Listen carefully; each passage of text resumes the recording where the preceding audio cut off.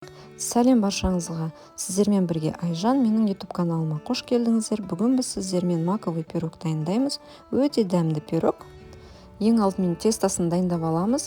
Мына жерде менде бөлме температурасында еріп тұрған сары май және 3 сары уызым бар.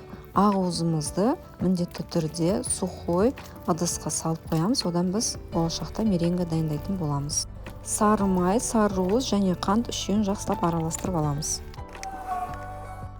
Келесі құрғақ заттарымызды дайындаймыз. Мына жерде менде ұн, миндальная мука, мак және разрыхлитель, ванилин және ванильный сахар қоссаңыздар болады. Енді осы құрғақ заттарымызды майымыздың, жұмыртқамыздың үстіне салып, бір келкі қамыр болғанға дейін илеп аламыз.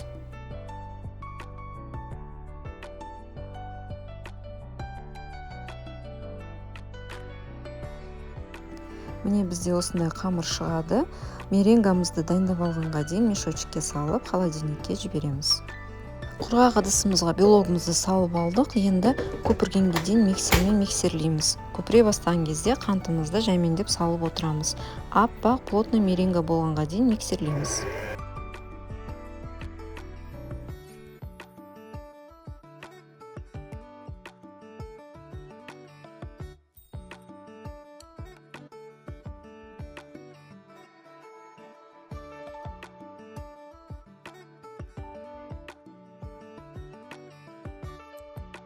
Міне біздің меренгамыз осындай болып миксерленеді.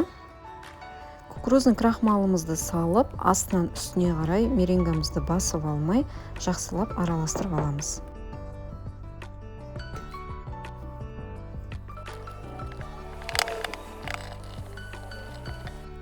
Қамырымызды осылай теңде 3 бөлікке бөліп аламыз және астына пергамент төсеп, домалақ етіп жайып аламыз. Шамамен 20-22 диаметрлі формада етіп жайып аламыз.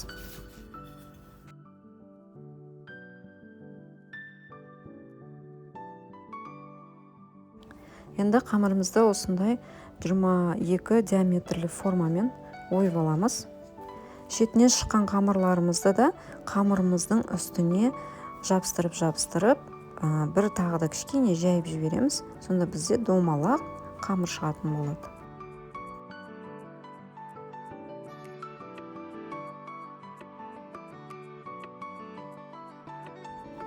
Міндетті түрде түбін вилканың көмегімен тесіп шығамыз.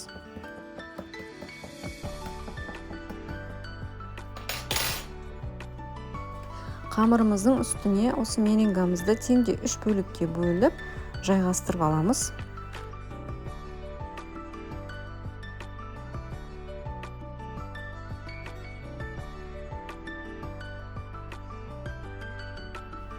Меренгамыз жайғастырып алдық. Енді үстіне вишня замороженный саламыз осылай.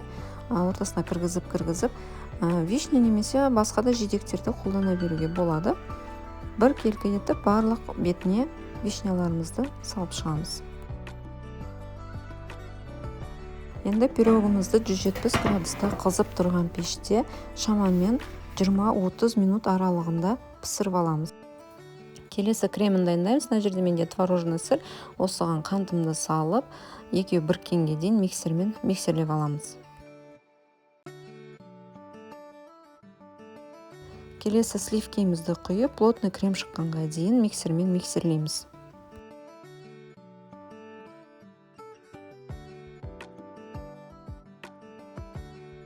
Міне бізде осындай крем шықты. Жан-жағын ортасына қарай жинап, бір араластырып, пирогымызды жинауға кірісеміз.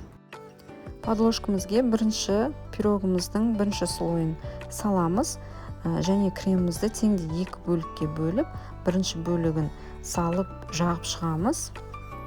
Келесі екінші қамырымызды салып, екінші бөлігін ең соңғы кремімізді салып, тағы да жақсылап жайғастырып, үшінші қамырымызды салып, торт ұқсатып жинап аламыз.